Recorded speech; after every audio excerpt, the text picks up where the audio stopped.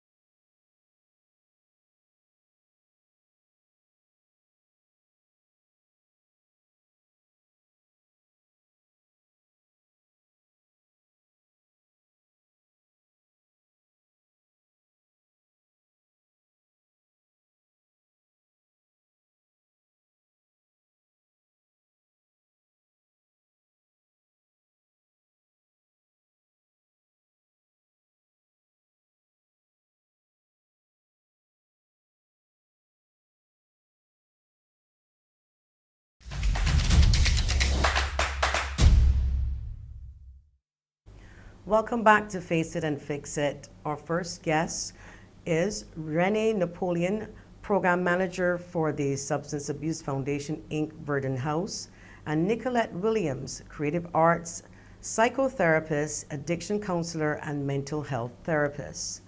Ladies, welcome to the show. Thank you. Now, Thank you.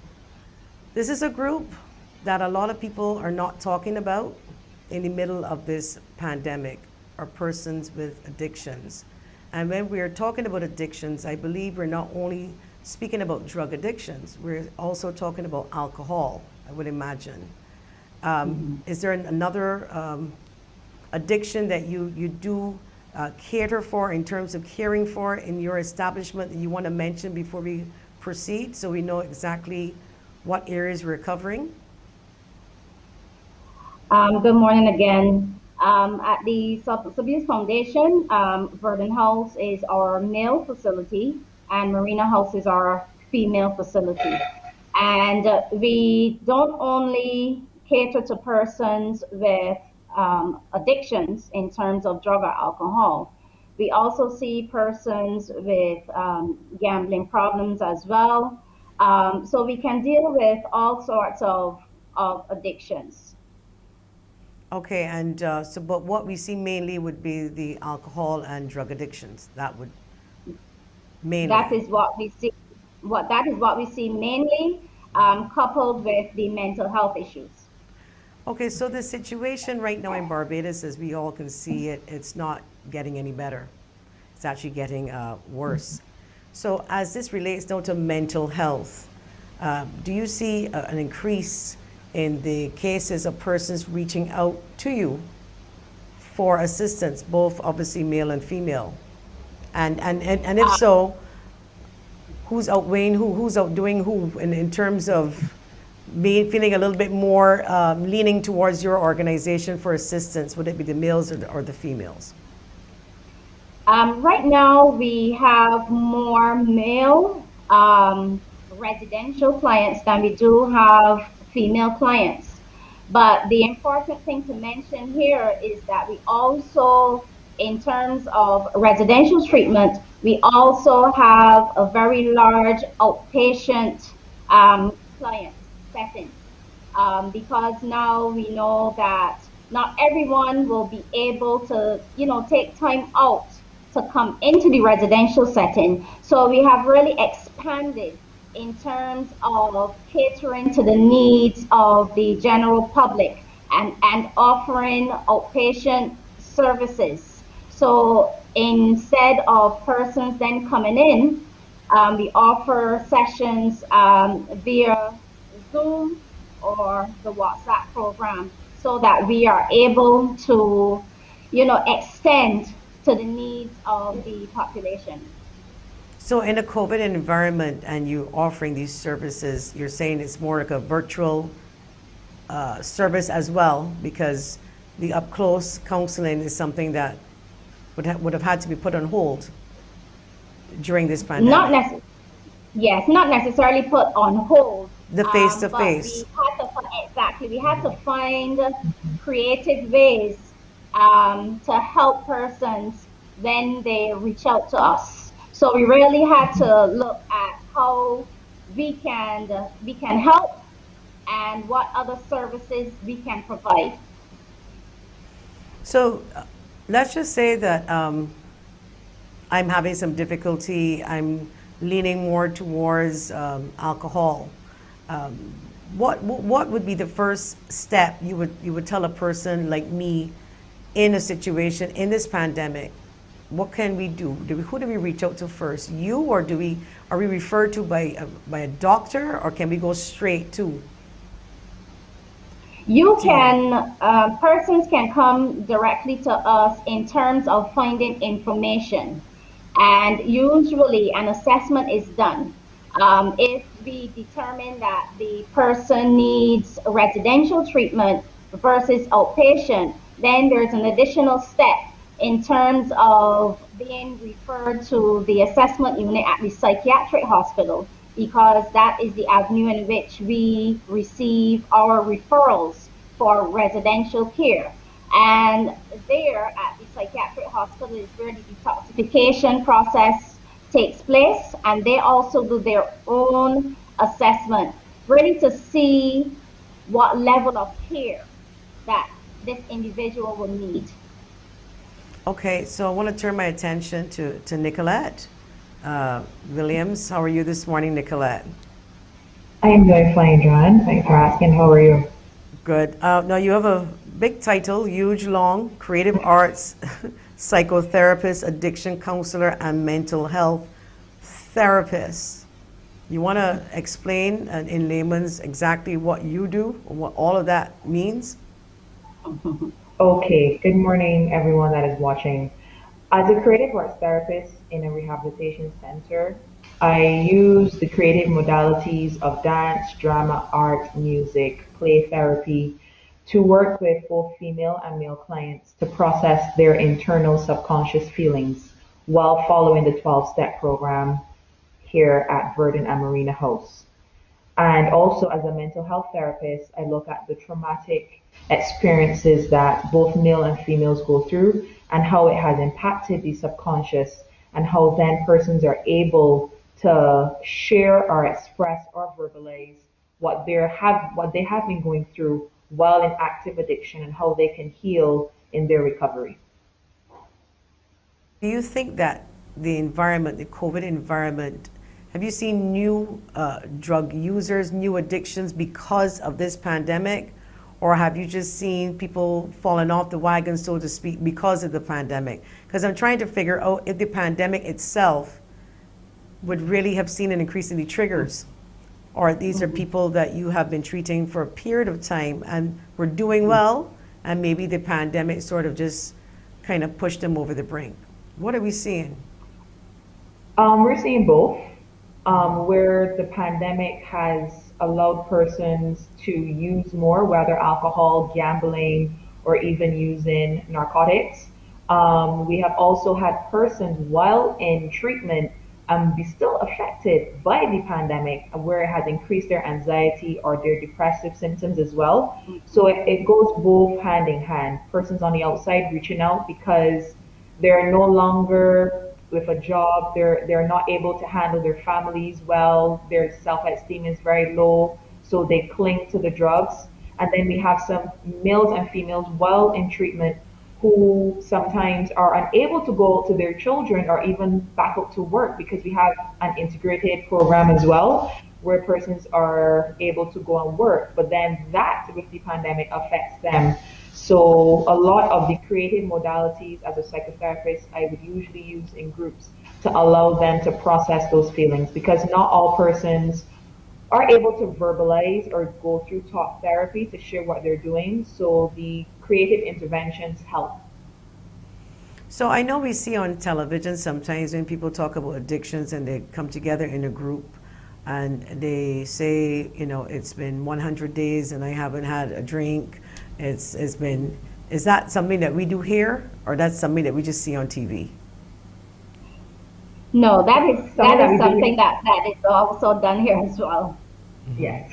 Okay. So I know, but I want to talk about another addiction here, and we don't hear about it because it's not a mind altering substance, but it's not good for your health, and smoking cigarettes. There are people who are addicted to smoking cigarettes.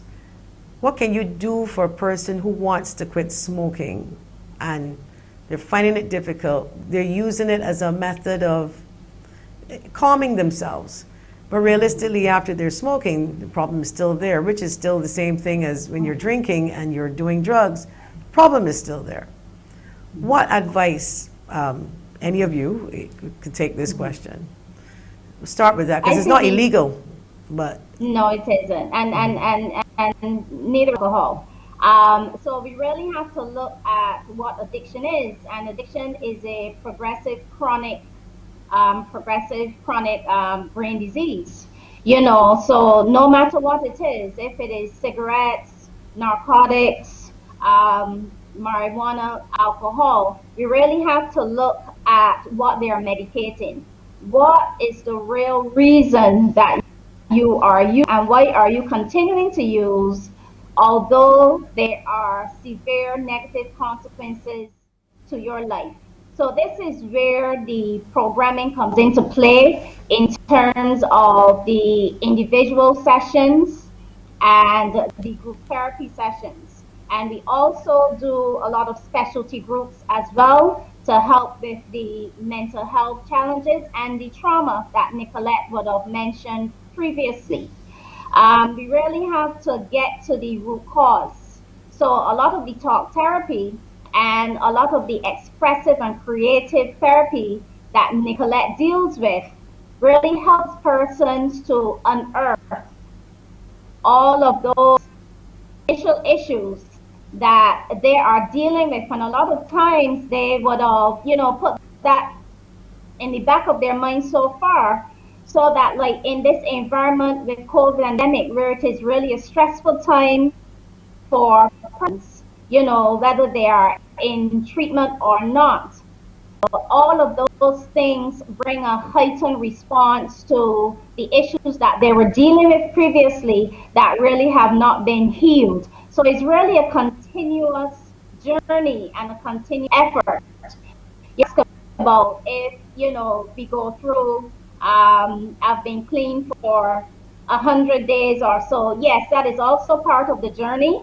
Also part of the support system is Narcotics Anonymous group and the Alcoholics Anonymous group. And also for families as well, because families are really impacted as well. And so there is also Al-Anon groups. So it is really a collective effort in terms of helping the ones that are directly impacted, the ones that are in recovery or suffering, and also the ones that are trying to help them through this process. So it is really a journey.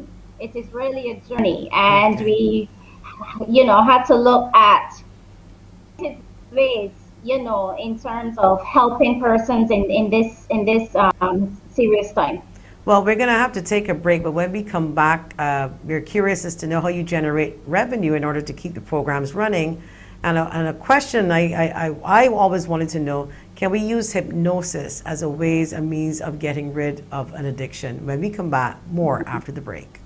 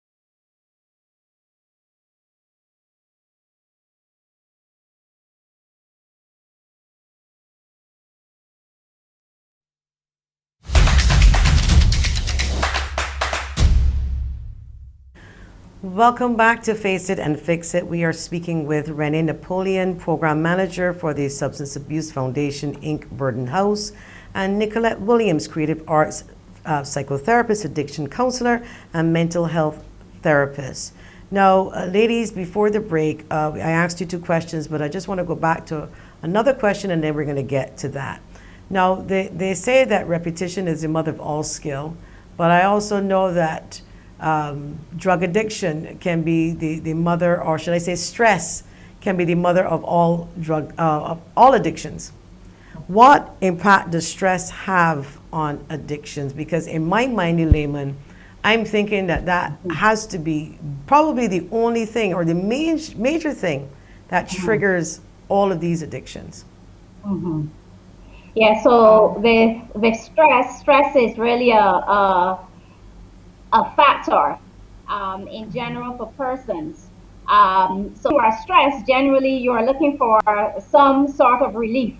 And we know with COVID in this environment, there is a lot of stress, there's a lot of fear of the unknown. So we see with stress and persons looking for a way out, persons looking for a way to calm themselves. So this is where we see the negative behaviors come into place in terms of the smoking or drinking too much or any activity. It could be, gambling, it could be shopping. So anything that persons deem as a way to, de-stress, or to feel better. I think that has contributed to the increase in calls and the increase in, drug use and other mental health issues that we have been seeing over the past year. But what can they do? Is COVID, some cases people live alone or they live with a partner who's ignoring them. They're already stressed out probably about the partner too, as well as COVID. And then that's the only thing they have to go to. What can you advise them? What can you recommend? Because there's nothing to do. You're locked in at home. You have a pack of cigarettes or you got a bottle of alcohol or weed or whatever it is that you have. What are you going to do?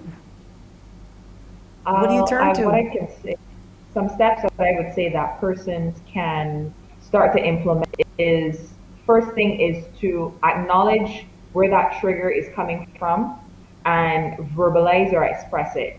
If it is to the same partner or even in a journal, even to yourself, even out loud, because if you keep it in, then that's where all the manifestation starts, where then you start to think about, if I don't talk, then I may actually go and smoke. So then you actually go and smoke or you actually go and drink.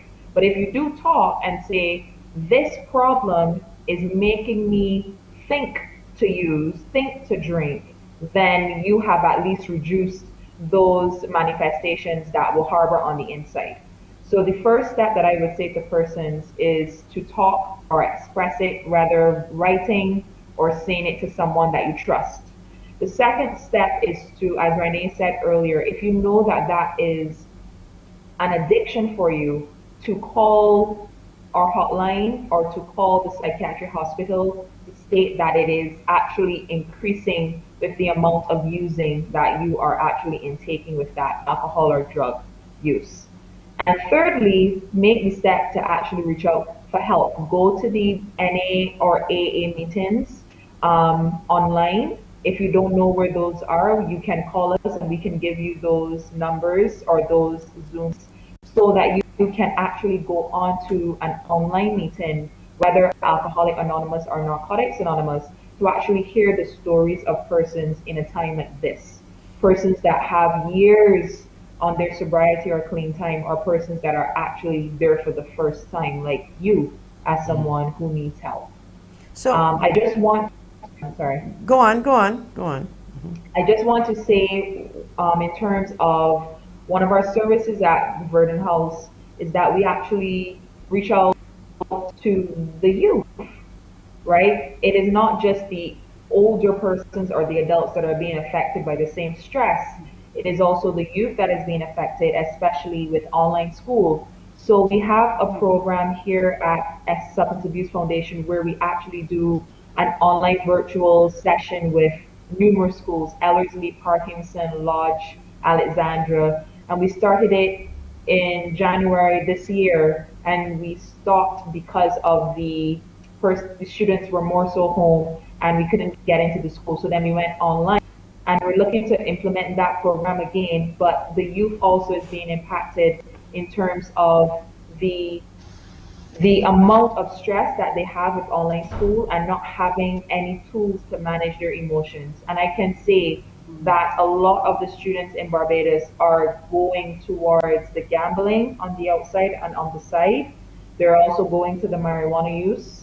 They're also going to the drinking use, going into their mom's or grandparents' closet or the cupboard and drinking to soothe themselves. And that in itself is actually coming out in our online programs, and a lot of younger clients coming into the program under 21 to get help. Wow, that's serious, very serious. I want to go back to when you said that, to call and to reach out, but there are some people who are addicted and don't admit to the addiction. I know a few people, I say, hey, you sure you don't need some help? They go, man, I got this under control. But then they don't, because then the family now is impacted because you're stealing or you're probably taking up from the family. How do you then manage or advice you can give to families who may have a person in the household and they don't want to reach out to you, but the family is having an issue? How are you going so families are welcome to call and reach out to us as well. So Sunday we had a webinar dealing with families and addiction and how to reach out to the Substance Abuse Foundation. Within that, we are also able to do family interventions. Sometimes you may not want to listen to your loved one or your close friend or your partner. So we are able to, provide interventions and help families guide their loved ones in showing them that they do need help and showing them the areas in which, the negative consequences, are really wreaking havoc, on their lives. So the family is a very important dynamic within this equation of helping loved ones. All right, we got a WhatsApper here who wants to know what do you do, if they can put it back up on the screen, how to help someone who can't access drugs during the curfew and starts to get angry and lashing out. Obviously that person is addicted, they can't get what they need, then they're just lashing out, and they happen to be in your house after curfew. Yes, again, that ties during into curfew, sorry. Go on. Yes, ties into our previous, the previous answer. In terms of just reaching out to us, and sometimes even when we speak to the person, we're able to help them recognize the areas in which improvement is needed and the ramifications of long-term use. So again, like I said earlier, it is a journey. This isn't something that immediately, persons will say, yes, I have a problem. You have to recognize that you do have a problem. You have to accept that. So within the family interventions, we are able to help and guide, with those initial steps. So a lot of times we get calls, from the same families over and over, and we are patient with them.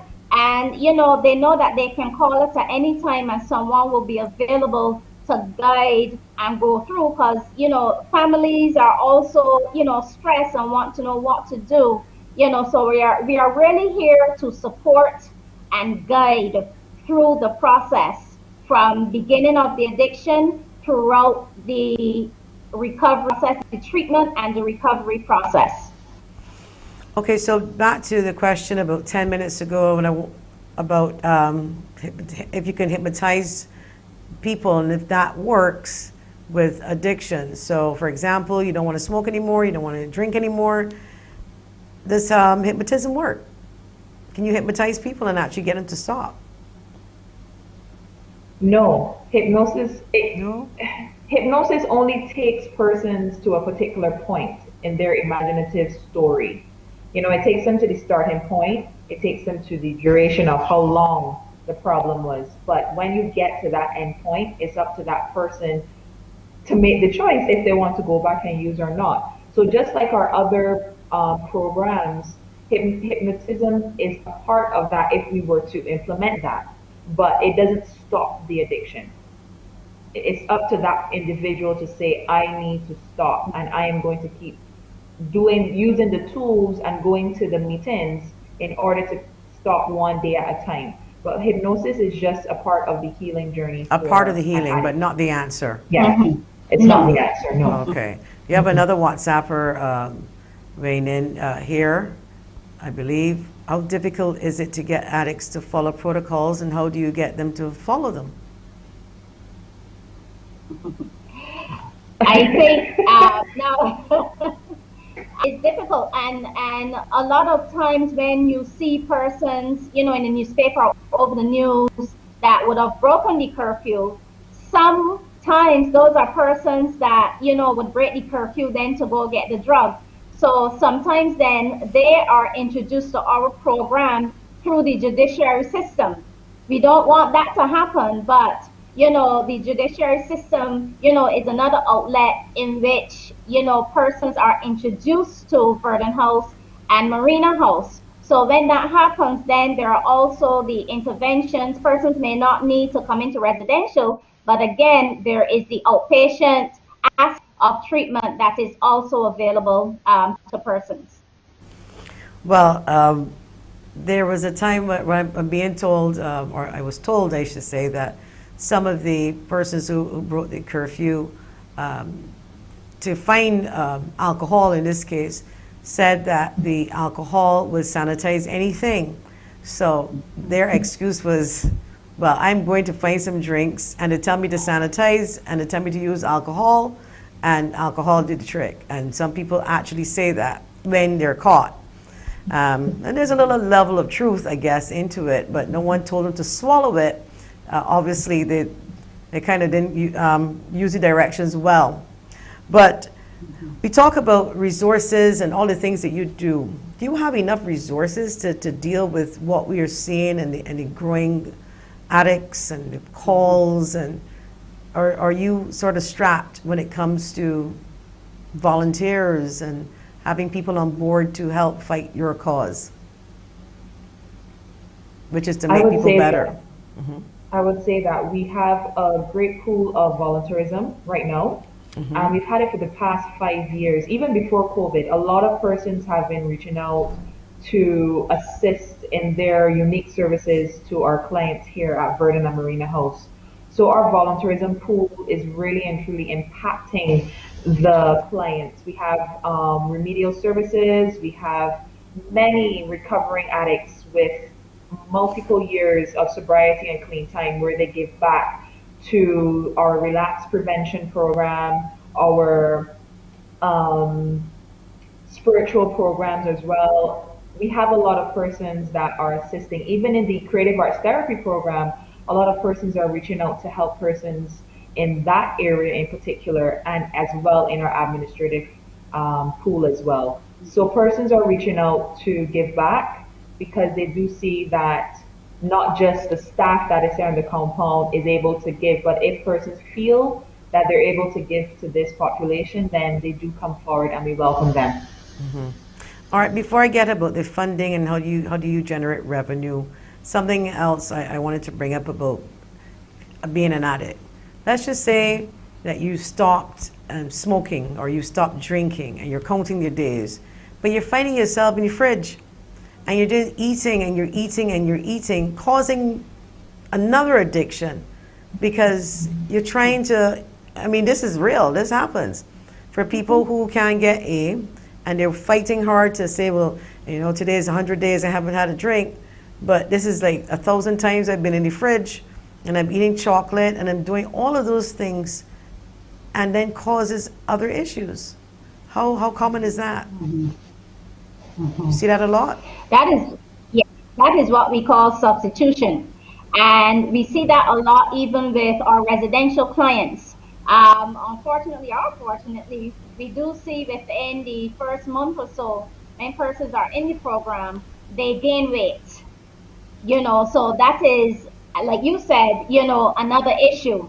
So along with that, that is emotional eating. So it goes back to then looking at the root causes. And with eating, we know that that is also associated with stress. So instead of using the drugs or alcohol, they use what is there, which is the food. So really the same steps will apply with that person recognizing that, you know what, this is a problem. I'm substituting. I can't get A, but I'm using B. So we also include that within the treatment, to show healthy eating, exercising, portion control, and really the health benefits to living a healthy lifestyle, because it's not only about putting down the drug, but living a holistic life based on overall wellness. You have to create a balance, because I was just about to say that someone could look at you and tell you, listen, man, I was healthy when I was using my drugs. You made me put down my drugs and caused me to get diabetes. Truthfully, if you don't balance it. Yes. So how is your program funded? Because I know you have different little projects and solar PV project, and I understand chicken business and vegetable sales, etc. Tell us more about that. So it is a combination of all those things. Within the last year or two, we would have seen what we call donation fatigue in terms of persons giving and giving, especially with a lot of different organizations having to lay off persons and cut service. So for us, we really had to amp up in terms of our micro business, in terms of our farm and in vegetable farm, and in terms of our chicken farm. And we do have committed persons within the community and in the business sector that help us, and different churches as well. They may not be able at this time to give as much as they used to, but they are still helping us, in areas when they can. And I must say, we have had a really good response in terms of, the chicken farm. A lot of our customers, are restaurants and, shops and things like that.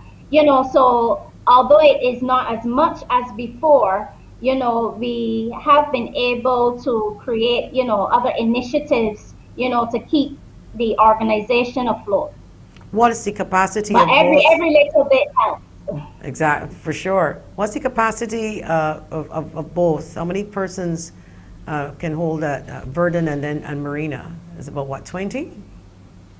At Verdun House, it is about 28 actually. 28. In both the primary and the second stage, because there are two aspects. There's the primary stage, which is the first 3 months, and the secondary stage, which is voluntary, and they can stay up to 6 months. Within these times with the pandemic, we have been allowing persons to stay a little longer to help them in terms of finding employment. And at Marina House, the capacity is between 17 and 19. But again, we also have, our outpatient services that I have mentioned, before. So there are a lot of different, outlets and areas we can engage persons in treatment. So when a person, an addict, is caught, let's say he's doing a crime, but you can see it's obvious he stole because he's addicted, then the judge can say, well, send you to Verdun or Marina if it's a woman. Then they say that there's security there as well, to make sure they don't run away. And in a COVID environment now, can they leave for weekends to come back in? I mean, how does that work? In terms of the clients who are court referred, Whether you are court referred or not, it is still a voluntary program. So although we have security, we can't force persons to stay on compounds if they no longer want to engage in the residential portion.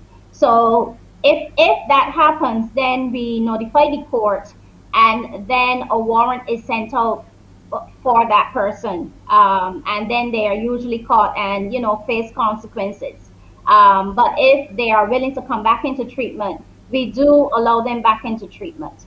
But in terms of the COVID-19, we have strict protocols along with any other place.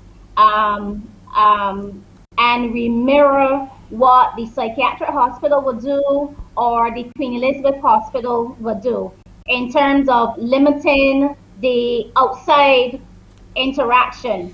So within this time, persons are not allowed to go out as they would have been previous to COVID. And we do have very strict COVID protocols, not only for the clients, but for the staff. Okay, we have a question from a WhatsApper coming in. Some of the questions. Has the pandemic affected your success? Have many returned to their addiction is the question. Mm-hmm.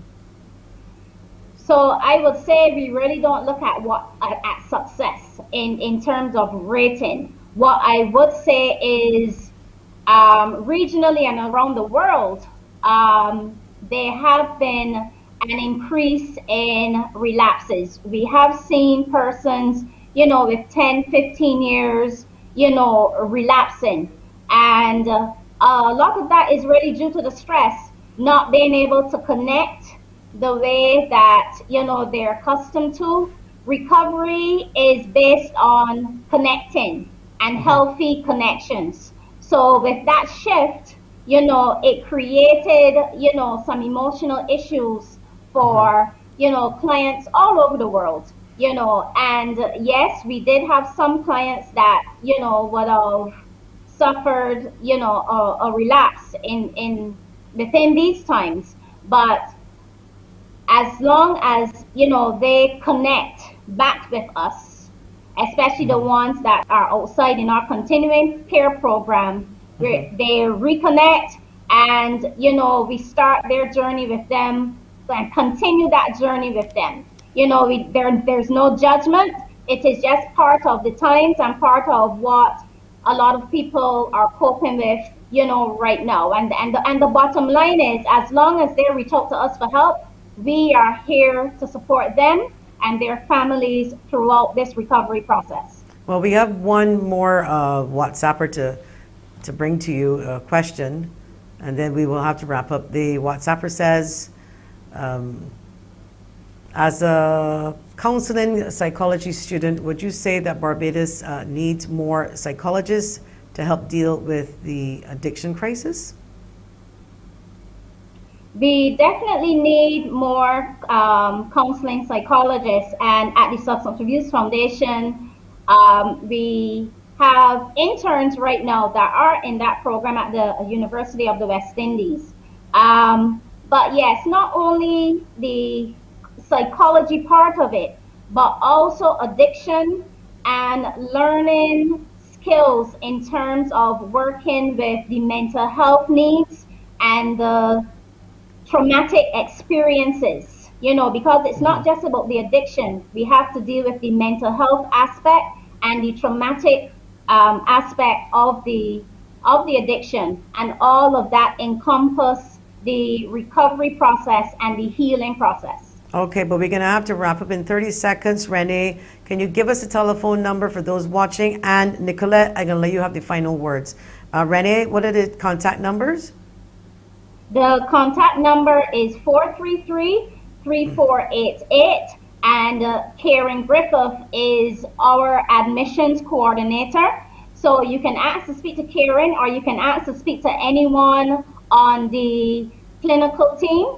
And the website is also safinc.com, and there's also a portion on there where you can type in a question, and we will answer your questions and concerns via that medium. Okay, I want to thank you, ladies, very much. And I'm hoping that wishing the program continued success. And I pray that it made an impact on someone's life today, or a family watching, and they know of an addict in their family that they can reach out to you. Thank you so much. Thank you. Thank you. We'll be back after the break.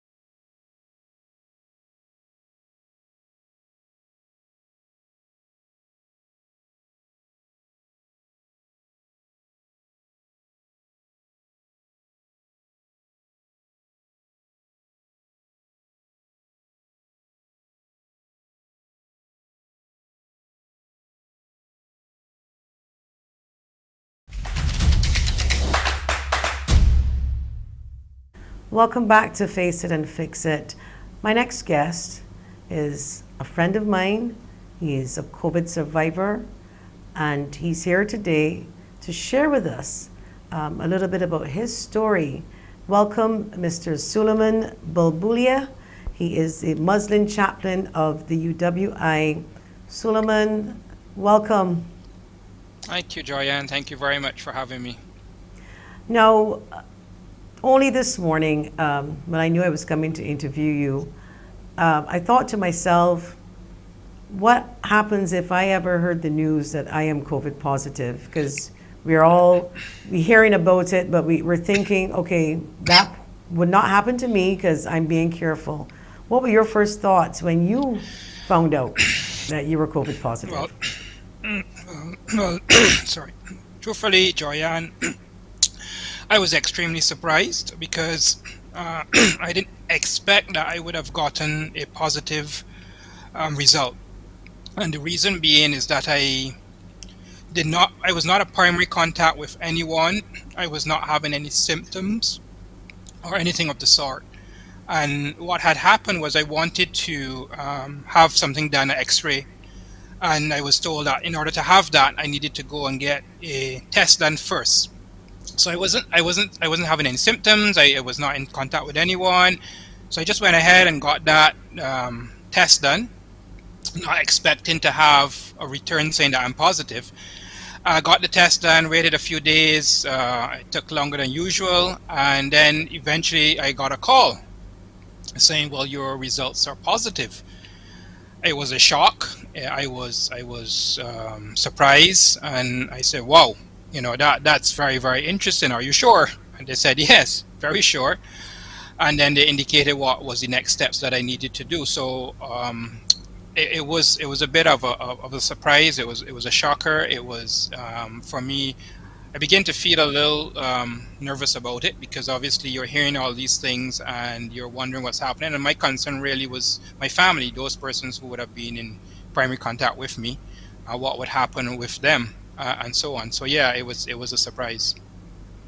Well, you've got me a little taken back too, but let me ask you before I go on, how are you now? Are you okay? I'm good. Yeah. I mean, throughout the whole thing, I did not have any. I was what they call asymptomatic.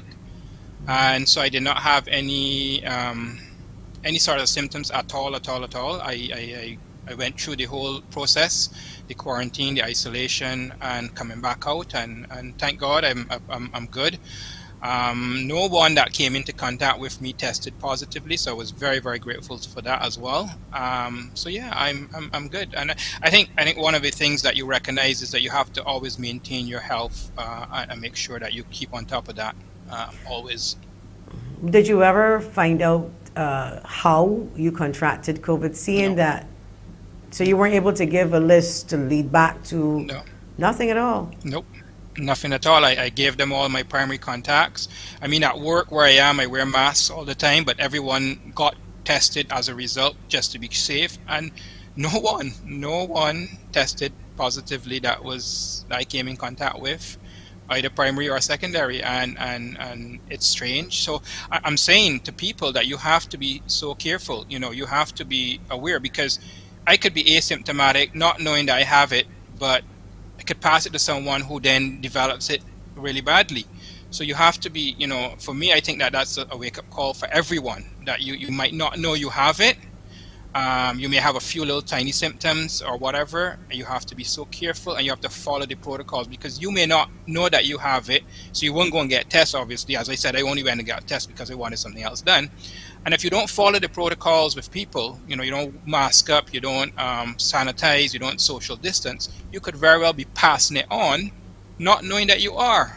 And then someone can be so badly affected by it because their immune system or whatever is not as strong as yours.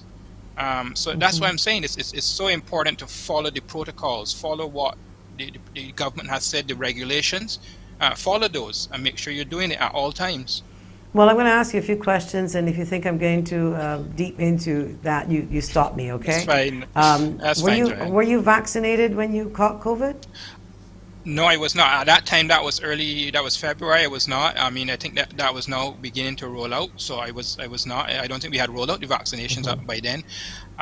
So I wasn't. No, I wasn't. Are you vaccinated now? I'm have to go and get that done. I was waiting for a while for a couple of things to finish that I need, medical things. So that yes, I'll get that done. My entire family is. They are vaccinated. So how long did you stay? Were you at Harrison's Point at the time? Because I don't think they Yes. had all the So other isolation facilities stood up as yet. So you were at Harrison's Point. right. So at that point in time, yes, well, it was Harrison Point and a few, I think there was the school as well, and there was a few hotels. So yes, I was taken, well, I was diagnosed, I was given the positive, I was told that to prepare myself, get myself ready, and they will come and pick me up. Well, it was overnight before they actually came to pick me up. That in itself is very, very offsetting. Disturbing. You're thinking it's very disturbing. You're not, you can't sleep really, and family's worried, and you're going off. But I think one of the things is that helps. There are a couple of things that help. So have a positive attitude about everything. Always stay positive. Don't think the worst. Try to think the best that is possible, and have someone that may have gone through it to walk you through it. And it so happened that I had called someone for a different reason, and they themselves was in an isolation at that point in time, and I didn't even know. And the conversation came up, and they then walked me through what to expect, what to do, what to bring, what to prepare yourself for, and that was a great help. That reaching out to someone that who went through it really helps, and I think that that's important, that we need to talk about these things. And so I prepared myself mentally and physically for getting picked up and moving out of home. They came and picked me up. They took me up to Harrison's Point. You were assessed and put into a room, and they kept monitoring you there. The facilities are great. I mean, this is not perfect, but it is what it is. But I think it was comfortable. I was in a room with 4 others or 3 others, I can't remember. And we were all good. We built a relationship, a friendship. We didn't know each other from before, and we built a relationship. But I think it is important that you know what you're getting, what was going to happen, and that helped prepare me for getting there, because there's a lot of fear, there's a lot of trepidation, anxiety, and the family is worried as well. But I think you go with a positive mindset that, okay, whatever it is, you're going to get through this. How long did you actually stay at Harrison's Point? 2 So I was at weeks? Harson's Point for about, no, I didn't have to stay the full time there because by the time my results had come back and by the time I was taken into Harson's Point and because I was asymptomatic, no signs, no issues, I stayed there about 2 or 3 days and then I was transferred to the hotel. I went to the hotel, isolation hotel, and I stayed there for another 4 or 5 days. So by the time overall I was given a clearance pretty quickly. To get out. So for me, I felt that I did it pretty good, But I know a lot of people did not go through the same thing. So when you said you were tested, and so you found out, then your family had to be Yes. tested.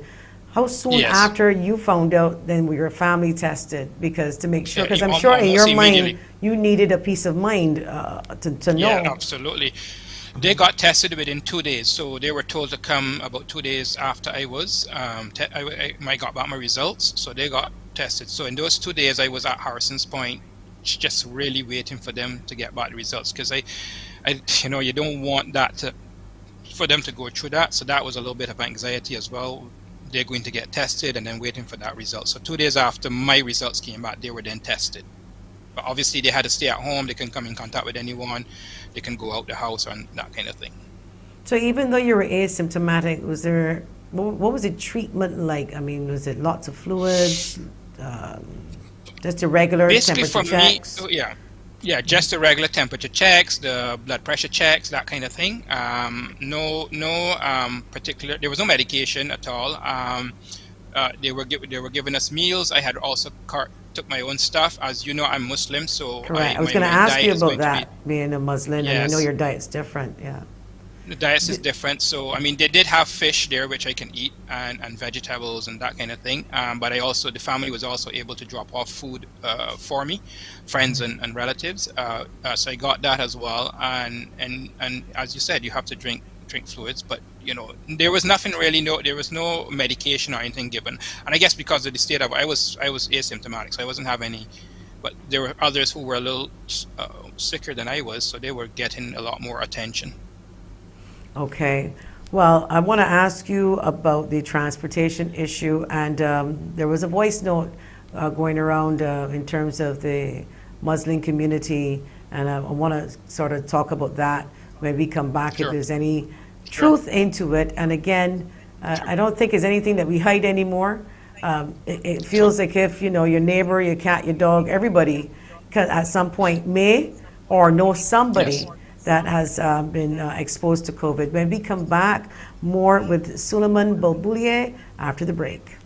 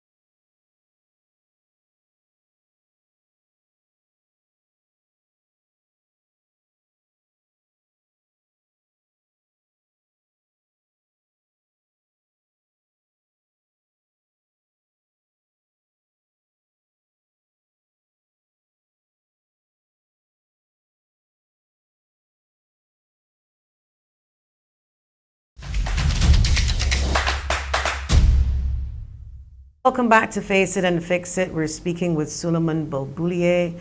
Suleiman is a COVID survivor. He's Muslim chaplain of the UWI. Suleiman, I asked you before the break, but I don't normally give a platform to voice notes, so I don't really want to go too deep into that. But I will ask you about the Muslim community and their views on the information that is coming out about the importance of having a vaccine. Now, we know that it's a choice, But we know that various groups, we've targeted police to get vaccinated, fire service, people are going to churches now to have that conversation. What about the Muslim community? Are they having that conversation about being vaccinated? And do you find a lot of them against or for the vaccine?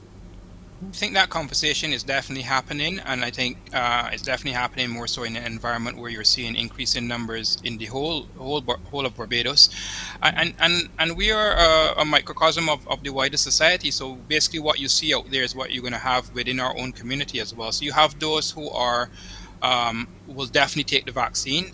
They will go for it, and I know a number of persons who have done so from our community. You will also have those who are vaccine hesitant, so they're not sure. They're weighing their options, and I think as more cases come up, they're definitely going to go over and get the vaccine. And then you have those have the opinion that they're not going to take vaccines at all. So you have a cross section of opinion within the Muslim community, as you have in the wider community. What I can say is that all of the scholars, majority of the scholars of Islam throughout the world and here in Barbados as well, have given the permissibility of taking the vaccinations. And so that is there. It's not that it is against the faith. But for the individual, obviously, it's an individual choice. And if they choose not to, then they have that right, I guess. What we do know is that going forward, and it has been stated by the government of Saudi Arabia, that anyone wishing to make the pilgrimage, which is the annual pilgrimage or the minor pilgrimage anytime during the year, they must be vaccinated.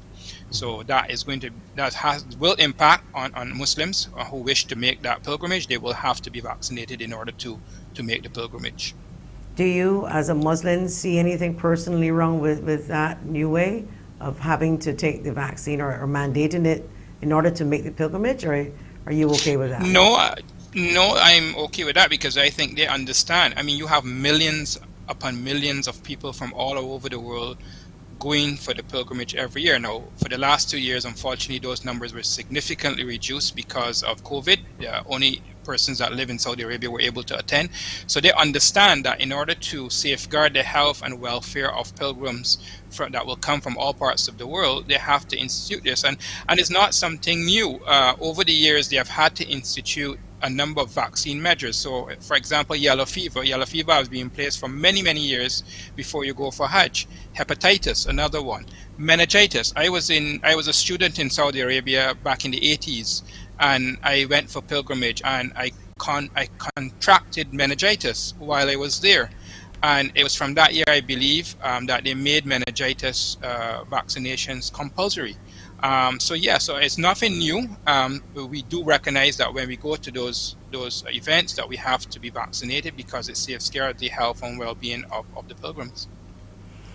Okay, so let's go back to February when you heard and you've done your time, you've come out, and all of your friends heard you've had COVID.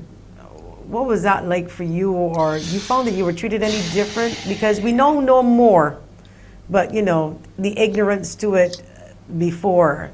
Even though people obviously, they're a little skeptical and wondered if you're okay and if it's gone, those types of things.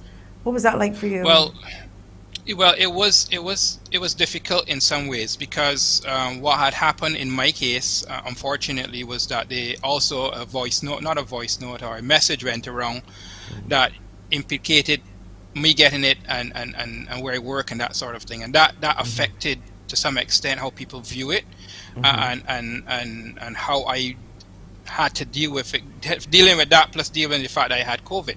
So yes, it was difficult, and at that time I think there was a lot of persons were not sure what was happening, a lot of fear, and so if you heard that someone had it, there was a bit of anxiety on the part of others who said, oh my gosh, maybe he came in contact with me, maybe and so you saw that. But what I also saw was that there were persons who genuinely reached out and were genuinely concerned that how are you, what is happening, and persons I didn't even expect, or distant people as well, just messaging and saying, oh, how are you okay? And I didn't hide it. I mean, I didn't hide the fact, because I belong to a number of different groups, organizations, and so on, and I said to them, I have it. Yeah, I'm asymptomatic. I'm here.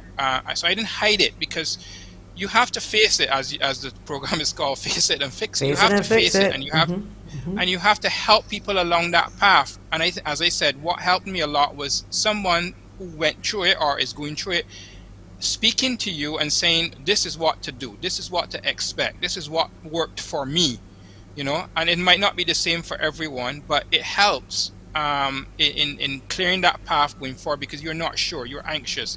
What am I coming against? So someone telling you, okay, well, I've been the path, I've walked that path, look out here, look out there, walk this way, bring this with you, that helps. So I think speaking about it, talking about it helps a lot in that regard. And what about getting back into your work environment, like the day you walk back in? Yeah. Tell me about that. It was good. It was good. It was a bit unnerving at first. You don't know what people will be thinking, but it was good. And the fact that no one around me got it was better. So no one got it. No one was tested positively. So I think that even helped more, because it was not that I spread it to anyone, or I was the cause of anything happening. So that was a great. I thank God for that. Well, I want to ask you something. Well, there's a question here before we get to that, business-wise, in a general sense, because I know you're a businessman and you manage a business. This person wants to know, what advice would you give us, the public, in light of your experience, your personal experience? But I also want to touch on businesses and what is happening with the shutdowns, et cetera, how it has impacted some businesses. Even though I know the interview is about you, I also know what you do, and that kind of impact. So let's answer the WhatsApper here first. What advice would you want to give to the public in light of your experience? Well, as I said earlier, you have to follow the protocols regardless. As I said, I was asymptomatic, so I didn't even know I was walking around with the virus. And had I not gone for that test for another reason, I would not have known. I would have continued the way I was. And had I not been following the protocols, wearing a mask, social distancing, sanitizing, I could have very well spread it to someone else. Now, I know at home with my family, I'm not going to be wearing masks and not social distancing. But obviously, beyond that, I'm not going to take any chances. So I'm not going to go out to any events and without a mask, go anywhere without social distancing. So you have to, the advice to the public is that you may not feel sick, you may not have it, but you need to follow the protocols and keep following them, because you may very well be asymptomatic, not going for any test for whatever reason, and you don't know, and you're passing it to someone else. And for sure, you were saying that your stay at Harrison's Point was not a bad stay, because there are some who might have, who out there with their voice notes saying something different. And so from a business perspective, businesses with COVID, and has your business, the business that you're involved in, have you seen, well, obviously business sales were down when we had to shut down, but are you seeing any improvement now that the Prime Minister has decided that we're not going to shut down, we're going to slow down? What's business been so like? I think we definitely have slowed down in the business for sure. That is across the board. I think, and it depends on what you carry, what you offer for retail or for sale. So there is a slowdown, but we are still seeing people coming out and buying what they need to get and other things. So we have to keep going. And I think we have to stay on top of the game. We have to do what we need to do to stay afloat and change up the way that we operate and so on. It can't be business as usual. And so you have to now offer to your clientele something that they would want to have and at the price that they can afford in the environment that we're in. So it requires modification, it requires change, paradigm shift in some cases. So we have to continue to do that. And we have, yes. And finally, from me, in light of your experience, would you recommend that people just go and get tested periodically, even if, seeing how it happened to you, you didn't actually go for a test because you were exposed, because you had any symptoms. So imagine how many people may be walking around not knowing. So is that something you would suggest to Barbadians if they get a chance to just do some random testing? I would. I know there's a great hesitancy to it because of the situation currently. I mean, right now, I know the system could very well seem to be bursting at the seams. We have to open more schools to whole persons and so on. So I know there is a hesitancy to doing so. So if you don't want to do it, if you don't want to go for tests, definitely try to get the vaccine and definitely follow the protocols. If there's hesitancy to go and get tested just because you feel like getting tested. But yes, if you are having some symptoms and you're faint, then go and get your test done, because you never know. You could have it and you could be passing it on to someone who could not stand it. Suleiman, I just want to say I am so happy that you are here. I'm so Thank happy you. that nothing happened to you. And on the good note too, I'll be seeing you soon because I've started my Christmas shopping. And so, Sorry. well, you know what? It's been hard for everybody, but I It choose to has put been. my mind in that zone Agreed. and to make myself Yes. and my daughter happy. And I'm actually playing Christmas music too. So I know you're going to see me by the weekend for sure as I start Welcome. my Christmas shopping. I know you've given us more or Welcome. less final words, but I'm just going to let you kind of have the final word. But before I do, your family, publicly, I had your son on the show, and I Yes. spoke to your Yes. daughter on another show when I was on Brass Stacks. Okay. Much respect to you, much love Thank to you. your family, and I know you must be Thank proud. you. They do. They're Thank you. brilliant. But I'll leave a Thank final you. word to you from Barbadians. Final word. Well, thank you, Joyanne, and thank you for the opportunity to be here. I think that we need to talk more. We have to have these types of conversations. Those persons who have passed through this terrible pandemic. I was very happy that a member of our community was on a program recently. He had lost his mom with the pandemic, and he himself was gravely affected. And his message was excellent. It was on point, and I mean, he was really great. And I think those types of messaging need to come out more, and the more opportunities that we have that we can talk about this, and other people can understand what really is going on, what is happening, and that we need to follow the protocols and do what we have to do to keep Barbados safe and keep us going. Thank you, Suleiman. Thank you so much. See you over the weekend. Thank you. Thank Bye-bye. you. Bye-bye. When we come back, Nikita Gibson, financial blogger and VP of Clarity Insurance, after the break.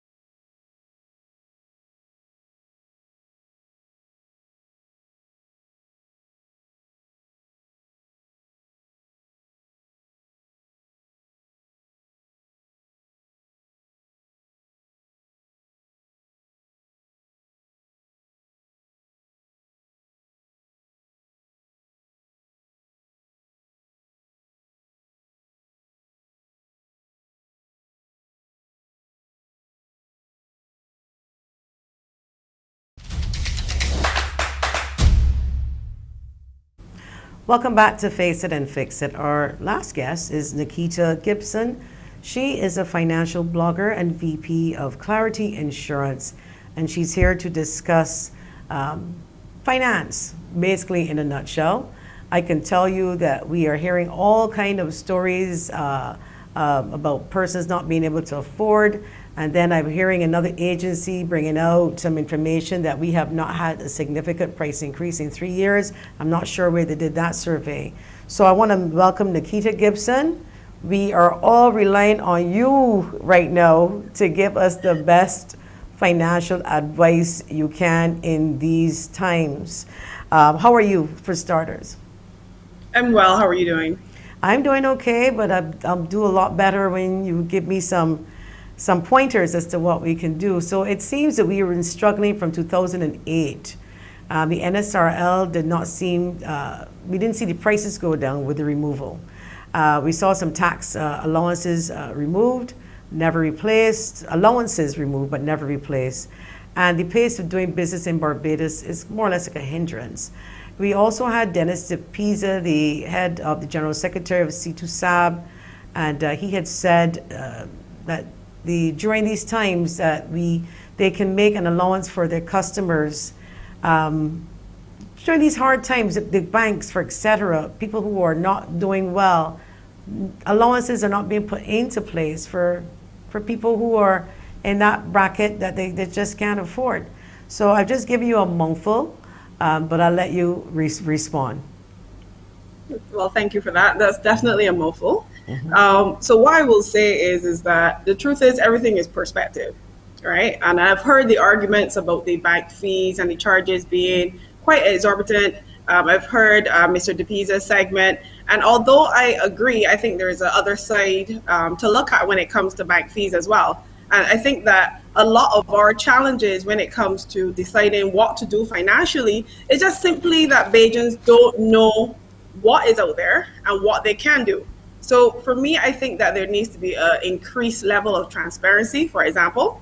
And I think that people need to genuinely take the time to research the products that are out there and that they're going to use. And I can give you a very simple example, and we'll use the banks. So I've heard all the cries about the increase in bank charges, whether it be monthly charges or the charges at the ATM or point of sale. Now, every bank in Barbados, every major bank and every major credit union in Barbados actually gives their customers a number of options to avoid fees. But the reality is that I think that people don't actually know what those options are, or they simply just don't want to adjust the way in which they do banking in order to benefit from no fees. Now, let's take one of the major banks, for example. I'm going to just talk about the first one that comes to mind, which is First Caribbean. Now, I know that they have their monthly fees, I think is normally around $5 per month for their savings accounts. But most people don't know that First Caribbean actually has a checking account that allows no monthly fees every month. And the only way in which you incur a fee is if you go into the bank to use the teller. So you can, on any given month, not pay any fees at all. You can look at Scotiabank. Scotiabank actually offers savings accounts that pay no monthly fees as long as you maintain a balance of $300 or more. And the reality is that I think that Barbadians are playing a game of checkers while financial institutions are playing chess. And we just need to get up to scratch with what's available. What can we do to avoid these charges? What can we do to reduce our expenses? Because at the end of the day, a bank and any financial institution is a business. They're operating to create profits. The same way the mom and pop shop in the village or the supermarkets or any other business in Barbados or globally, your aim is to produce profits. And the reality is every business has costs associated with them. So just to even look at some of the costs associated to the banks, and a lot of people don't know this, but it's not just as simple as just putting an ATM into a wall and that's it. The expenses actually do not end there. Banks have to pay monthly maintenance fees for their ATMs, and every single transaction that occurs with a MasterCard or Visa card, banks have to pay a transaction fee to Visa and to MasterCard. The reality is they are just passing on their expenses to their customers. And can we really say that that's not reasonable? Especially when they give us the opportunity. But I can, and I'll tell you why. There are different things, but I don't know if you're aware of all of the items, all of the changes. I'm not fully aware of all. But one person brought it to my attention, you can't take out $10 now, is $20. Is that true? From the ATM? I am actually not aware of that at all. But Okay. But here's the thing, there's no limit at the ATM for the amount of money you can, in terms of the minimum amount. It's usually $10 actually at the ATM. You can't usually get below $10. And the maximum for most banks is between $2,000 to $2,500 daily that you can take off of your ATM. So I'm not aware of an ATM telling you that you can't take off $10 unless that ATM is actually out of $10 bills. That's the only time that actually occurs. Well, we are hearing, and again, we need to find the facts before we jump to all of these conclusions, but we have heard that the minimum now is 20, We've heard every time you withdraw money now, I think it's $4.50 for your withdrawals. I do know cash advance from credit cards used to be a fee, but I think some banks have stopped the cash advance from credit cards, which is fine. You go in the bank, but is the fee there at the bank, at the teller? I do not know. And all of these different hidden fees at a time where people are losing their jobs. So even though we understand and respect that it's a business and they need to make money, do they really need to go overboard now at a time like this in a pandemic? Can't there be a little bit more understanding to what is happening? Right. So to that point, I can definitely see your side as well as Mr. DePisa's, but I will add out to that as well. When it comes to doing the transactions at the ATM, all ATMs, as long as you go to your bank's ATM, is actually free. So you don't pay that $4.50 or that $6.50 or that $3 if you use your bank's ATM. If you have a First Caribbean card, use a First Caribbean ATM.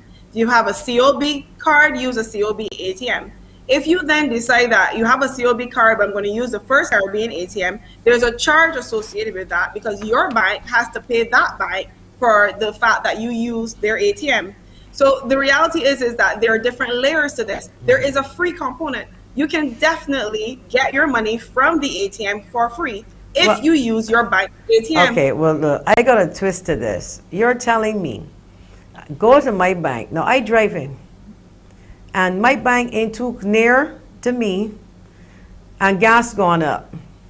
So I must then get in my car, gas prices gone up, to go to my ATM to save $4.50, but the trip is about $10, $15 in gas in order to get there. So you understand, wherever which way we turn, it's like you can't win. Well, the thing about it is that a lot of these expenses and fees are not new. A lot of them were always in place at all of these banks. What is actually new and coming to the forefront is the credit unions being on board now because they had to get onto the chip system. So being put onto the chip system means that they now have an expense whether to MasterCard or Visa card, and that's an expense that they never had before.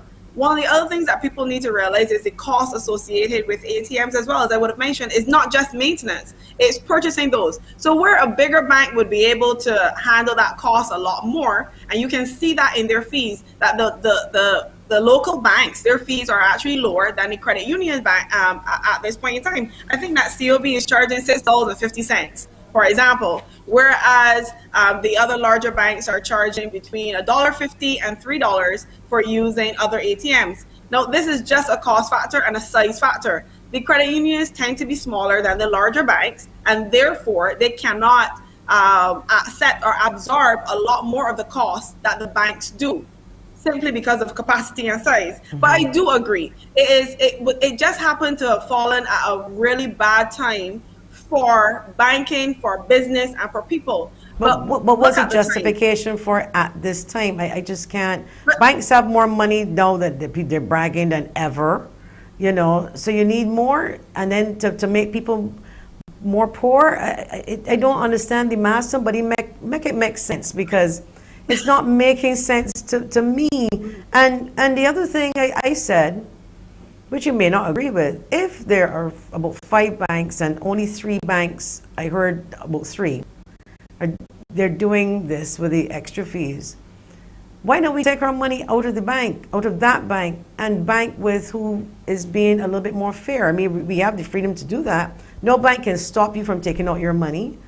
But I bet you if 10,000 Bajans line up outside of one of these banks, or even just remove their money electronically, somebody can change their mind. So to that point, I will say that that's quite possible that they might change their mind if 10,000 Bajans plus take out the money.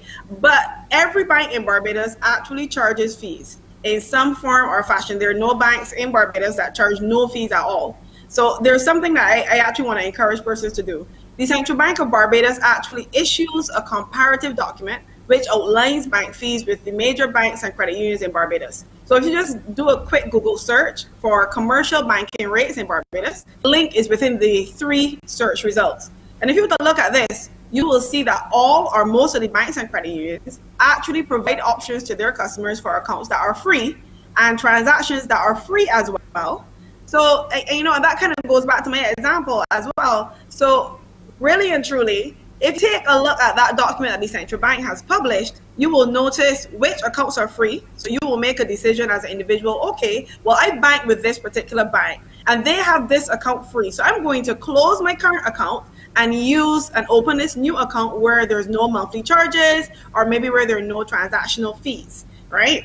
The same could apply to what you're saying, where persons can decide when they look at this list, well, Bank X instead of Bank Y is charging less fees or no fees, so I'm going to change banks altogether. The reality is that Bajans do have the option in order to change banks or remain with a bank, but simply choose the account properly. And this is something that I really want to bring home here to you, right? My first suggestion to people is to determine what's the purpose of your bank account. What are you using it for? Is it for everyday use? Is it for online transactions? Is it for savings? And once you can identify that use, then you can more appropriately identify which bank and which bank product matches that use. And just for a very quick example, most banks have a savings account which incurs no monthly fee if and only if you maintain a specific balance. The reason for that is a savings account is for savings. It's actually supposed to encourage you to set aside money on a monthly basis. And most of the banks have that minimum as $300. So as long as you have $300 in that bank account every month, you will not incur a fee.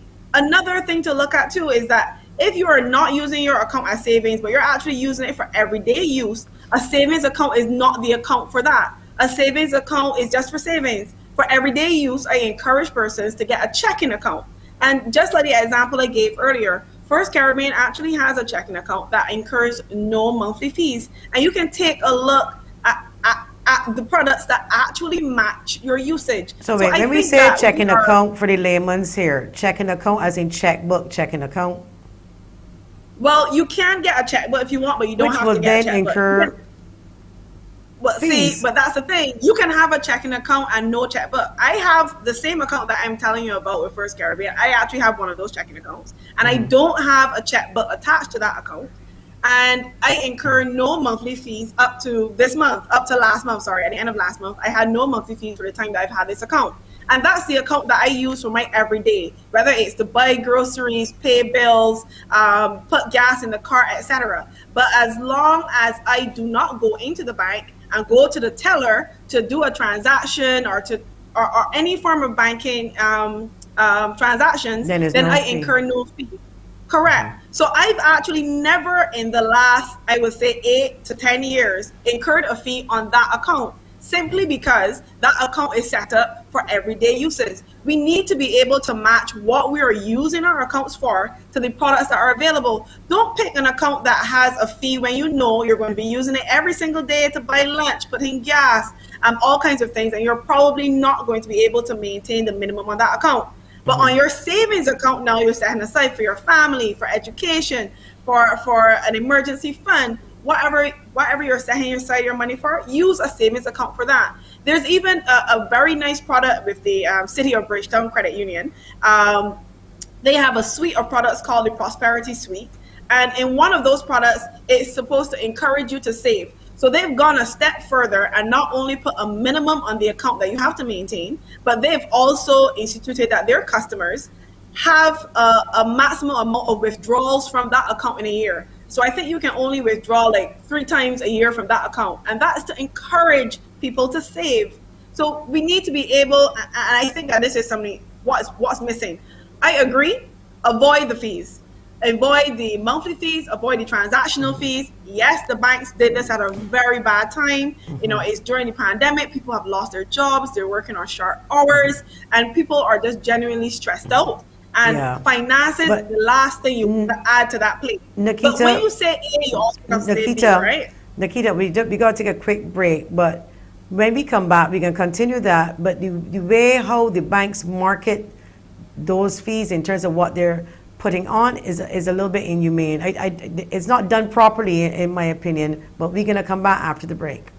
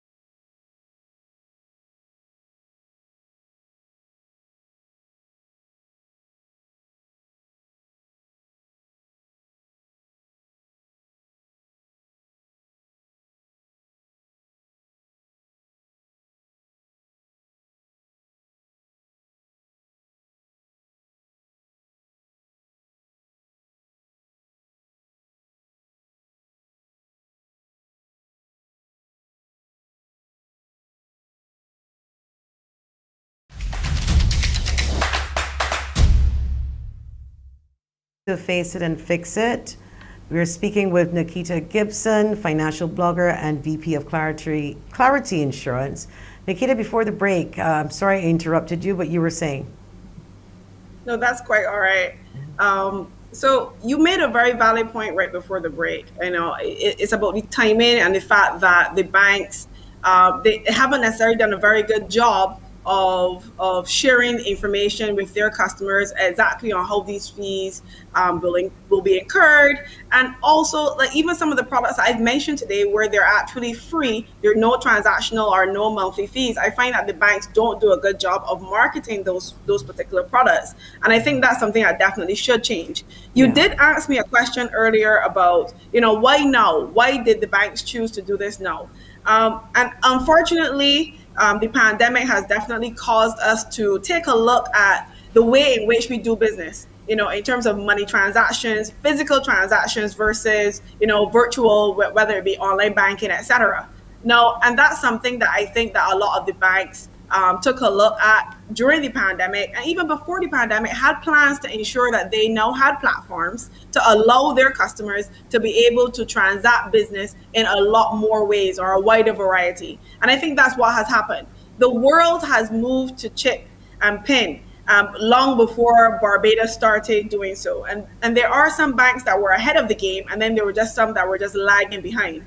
The global push to have chip and PIN be the one and primary way in which cards are done and in which way you do business is what really pushed banks to make that change. It wasn't only internally in terms of Barbados. It came from what the global stance was, what was happening globally. It came from the pandemic. So it's not just to say that person sat down in a boardroom and decided, oh, okay, this is what we're going to do. We're going to do this, and we're just going to increase fees on the Barbadian populace and just be done with it. There was a process, and they have to make sure that they are in line with what's happening internationally and globally as well. Nikita, it sounded like they sat in a boardroom to decide how we were going to pay for the chip and PIN process together with the card. In other words, how can they pay for it? How can they absorb the cost get it from the customer? So when you say it's not they sat in the boardroom, technically they did, because they had to decide, okay, we're going to change this. It's going to cost us X, Y, and Z. So who's going to pay for it? Customers. So that's what they got in a room, and it did. They decided, okay, we're going to up the fees here. We're going to do that because we have to create and move in the direction the whole world is doing to create these cards to be able to do the chip and PIN in keeping with the rest of the world. Somebody had to cover the cost, and it seems as if it was us. True? I will say that the cost is not just being passed on by the customer. There are a lot of costs that are not passed on, but that doesn't change the fact that the cost is high. And that I can agree with you, especially with some of the other banks. And I know, particularly with the credit unions, I know a lot of customers were definitely surprised by the fees that the credit unions were putting out there. What I think the credit unions now need to probably do is to work to get more of their ATMs across the island. Because unlike a lot of the other banks, they have lots of ATMs across the island in multiple locations. So like you mentioned, you might not be someplace that has your bank ATM, but it might literally be down the road or across the block, right? But when it comes to credit unions, they're far in between. So I think that they really need to improve their ATM network. And by doing that, that allows their customers to be able to do transactions and use the ATMs for free because they'll be their ATMs. So I am hoping that the credit unions and the banks spend some time at least sharing some information with the general public about what their plans are to make sure that there is a wider or expansive network so that they actually don't need to be charged those prices or those fees when they go to the ATMs or point of sale, right? So that is my plea to the financial institutions more so than anything else. That's what I think they need to do, as well as spending the time. And they market when they have loan fairs. They market when they have car But that's fairs. the thing. They market big and bold. And for me to even get the information, I had to ask my producer. The whole thing was in fine print, but we got a couple WhatsApps coming at you, so let's get it in before the end of the show. No problem. Does the fact that banks in Barbados are foreign-owned have anything to do with actions taken in Barbados? So I'm not going to lie to you and say that it doesn't. Foreign-owned banks obviously do take some directives from their parent companies, But that doesn't necessarily mean that the decisions that are made on the ground are all necessarily involving the parent. So a lot of these banks just assess what the cost is to them, and then they just pass on the associated cost to their customers. A lot of the decisions are made here in Barbados. And more so than anything else, you will find that banks tend to maybe just pass on policies. So your parent has a policy that's trickled down into the subsidiaries, but decisions such as this generally happen on the ground, but it might not be the case in all cases. Okay, and another WhatsApper, would it be more affordable to use credit unions? I think that there's no yes or no to that question. Personally, I encourage persons to bank in more than one place. I bank in the credit unions as well as 3 different banks here in Barbados. And I'm a fan of diversity is the spice of life. So I would say that there are benefits of all of them. I personally think that the credit union is particularly good for saving. They have a suite of products that's really good between public workers and COB, etc. They have the products for saving. And there is a customer base for each, right? You will find that a lot of the lower socioeconomic background persons or Barbadians in Barbados will tend to bank with the credit unions simply because loans are a lot more accessible to them there. And whether it be something as simple as a mortgage or a car loan or a student loan, they can get and access those loans more readily from the credit union than they would the larger banks. And that's because the larger banks don't accept or are not willing to accept certain risks, whereas credit unions would be more they would be more palatable to accept the risk simply because of what a credit union is. A credit union is collaboration of members coming together to create a financial institution. And as a member of the credit union, you have the right to sit on the board, for example. You have a right to vote and a right to have a say in the policies of the credit union. So you, as a member, are part owner of a credit union. So it's very different to compare credit unions to banks. So, person here is saying, listening, I'm wondering why the info you're explaining, is not readily available to us when we open accounts. And this is what we were speaking about. The marketing of and the information sharing is so poor. It's almost like they just let it creep upon you. And one day you go to the ATM or you go to whatever, you realize that this is happening. And a lot of people don't know. Correct. I do agree with you and the WhatsApper that marketing is definitely missing. And I think that they need to spend some time to just make it clear to their customers, here are the accounts that are free. Here are the accounts that are not free. And here are the accounts that are free but have certain terms or conditions associated with them so that people can make an informed decision about what they want to do about their banking. And I go back to the same central bank document. I actually have it here right now with me. It's 3 pages long. That's it. And it compares Scotiabank, First Citizens, CIBC, First Caribbean, Republic Bank, and RBC. And just looking at this, I'll give you one example that people might not be aware of. All of these banks have senior accounts. They're accounts that are specifically called senior accounts. And they're usually for persons who are at the retirement age, so persons 65 and above. And I'll give you one simple example. For the senior accounts with Scotiabank, there are no transaction fees, whether it's a monthly fee, a point of sale fee, in-branch withdrawal or in-branch deposits, there's no fee. Now for the in-branch withdrawals or deposits, they do incur a fee if you go to the branch more than 10 times in a month. And there's absolutely no reason why a senior should be going to the branch more than 10 times in a month. So as far as I'm concerned, Scotiabank is one of the banks that for senior persons in Barbados should open an account with them. The same applies for the other banks. All of them have they have a free monthly fee, so no fee at all for seniors. There is no in-branch withdrawals and deposits, and I can see that here looking at the central bank document. And the only fees that I see from the other banks is a point of sale fee. If it is that you're getting, for example, if you're doing point of sale using their machine, it's for First Caribbean. For Citizens, it's 25 cents. And that's just an example to just show you that the information is available as well. Might not necessarily be available from the bank itself, but just Google it. Google commercial bank rates in Barbados. Check out the central bank's document, and they've outlined it in there. And just so you know, central bank's document is not exhaustive. It does not list every single type of account that these banks have. Okay, so I would say make an appointment. But should not be part of it. it. Should not be part of it. Mandate the banks to make sure they're a little bit more transparent with the information. Someone here is asking, is it possible they're not giving us the information in an attempt to earn more profit from the ignorance of the poor customer? I go in with this, buddy. I really don't know the answer to that question because I'm not speaking on behalf of any bank and I'm not representing any bank.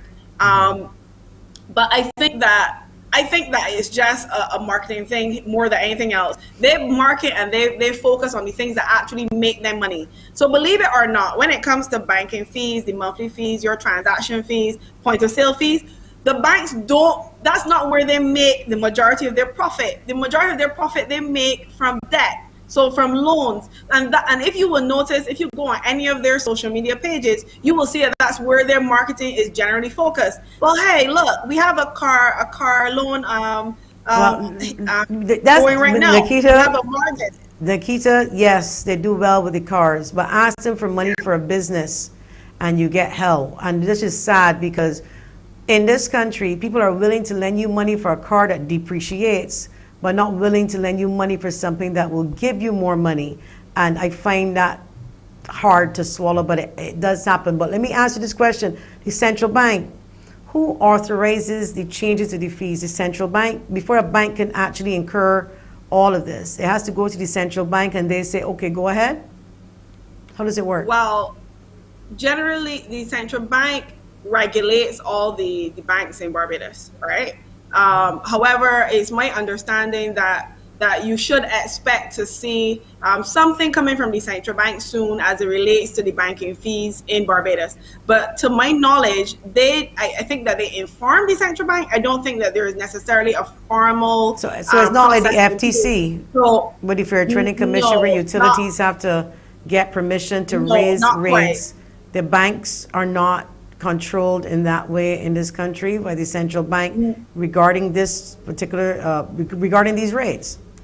So the central bank tends to regulate a lot of other areas, but at the moment there is currently nothing legislatively that requires the banks to, for example, cap their fees at a certain rate, etc. But I know that because of all this talk that's been happening in Barbados, I'm very certain that it's something that's on the central bank's agenda to address.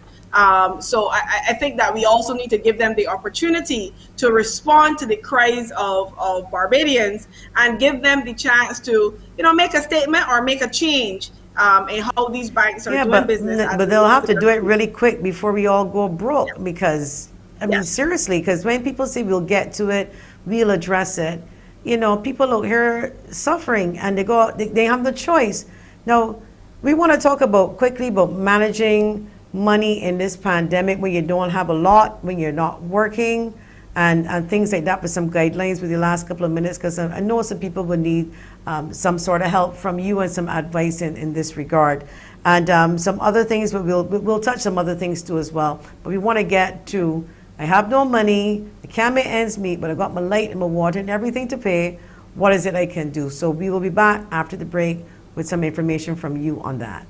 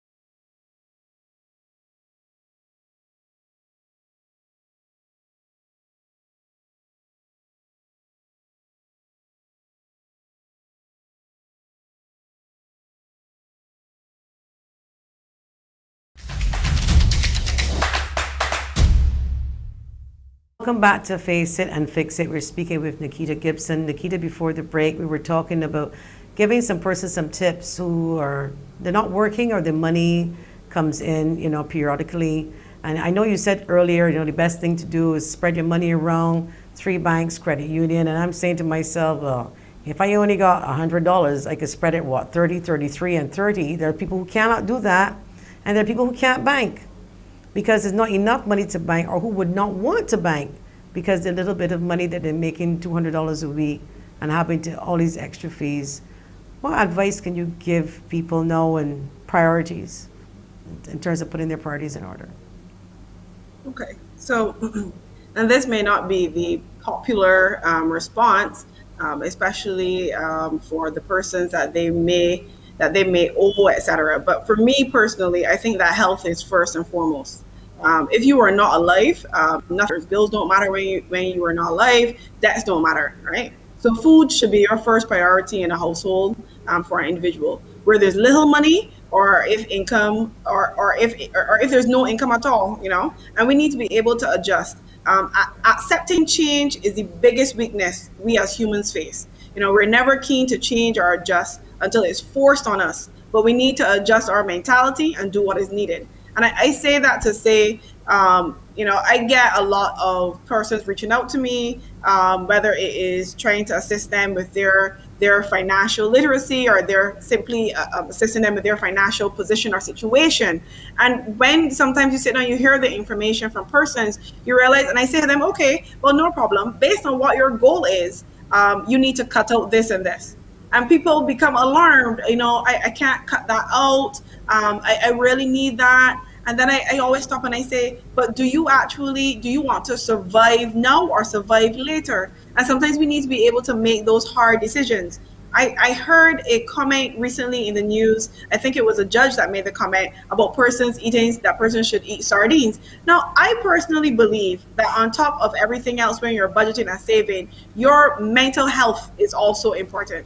And the reality is that we're fighting a battle where we need to decide what to eat, what to buy, what to forego, etc.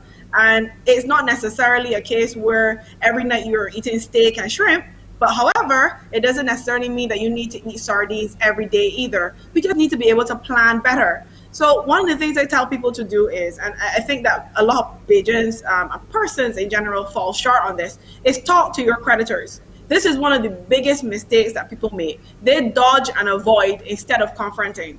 If you have insurance and you're unable to pay your premiums right now, talk to them about an automatic premium loan. And this is to avoid your policy lapsing. If you have a loan with a financial institution, talk to them and let them know you're unable to pay now, or you're having difficulties meeting those payments. Talk to them about having a loan restructure program, right? And what people don't know is that once you make that first step, then it's for them now to share with you what are your options that are available. So let's say you have a loan, you've lost your job, or you are getting short-time pay and you're not making as much now. You have a loan with a bank or a credit union.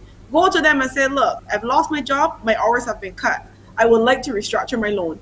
It's up to them now to come back to you with what are the new terms of your loan, because at the end of the day, they don't want to end up with a debt that cannot be repaid at all. They want that debt to be repaid, but so they need to take the time to sit down and talk to you and say, well, look, right now your loan was for 5 years. We are willing to extend it for another 2 years. We're willing to drop the interest rate to X percentage instead.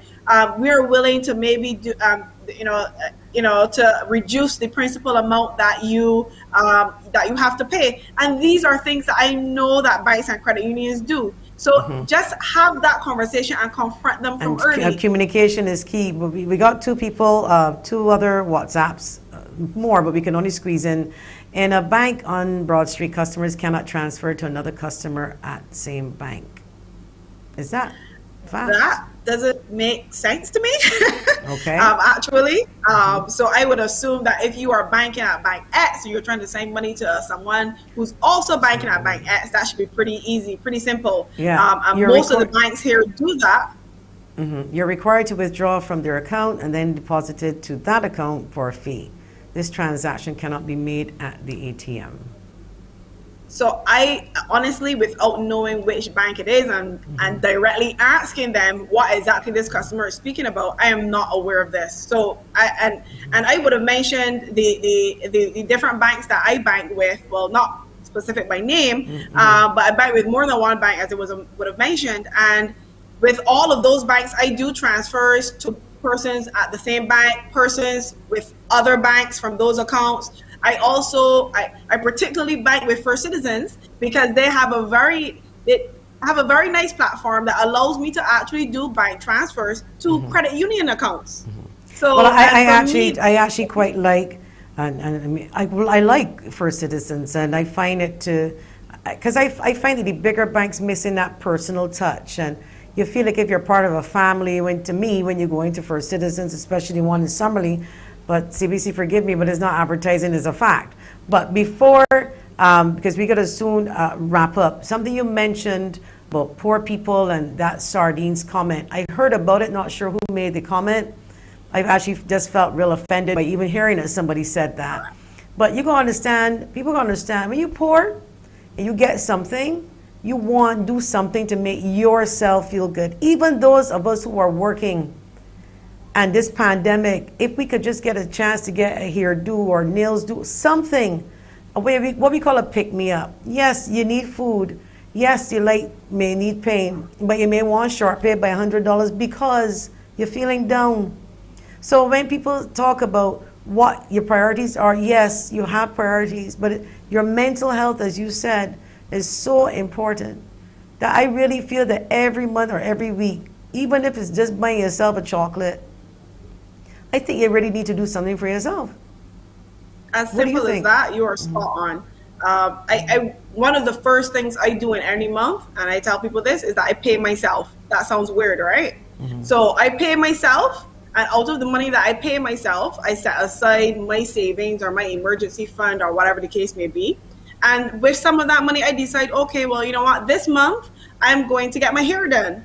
Or this month, I'm going to get my nails done. And I will tell you personally, and you've mentioned part of my bio here, I am the Vice President of Clarity Life, and I fall into a certain tax bracket or salary bracket in Barbados, but I still budget and I plan for just treating myself. So if I decide, well, this month I'm going to, take myself for ice cream, or this month I'm going to have a night where I go out and have something to drink, I think that that's important to maintain your mental space. We've got your Instagram right here, because I meant to ask you, my 2 cents, you're spelling out the word my2cents.bb is your Instagram handle.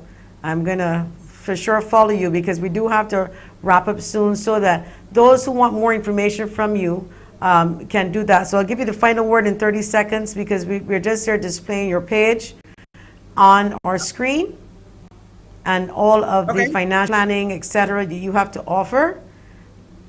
Fantastic, though. Okay. This is excellent. Thank you for that.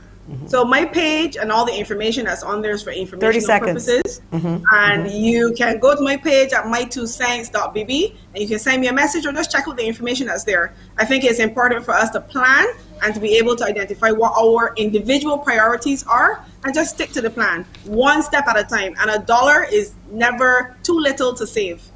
Thank you so much. You've been watching Face It and Fix It. I want to thank my guests, Nikita Gibson, Suleiman Bulboulier, Renee Napoleon, Nicolette Williams. Thank you so much. We'll see you again on Monday. Please wear your mask. If you don't want to vaccinate, please follow the protocols. And everybody, stay safe. I'm Joanne Haig. Until.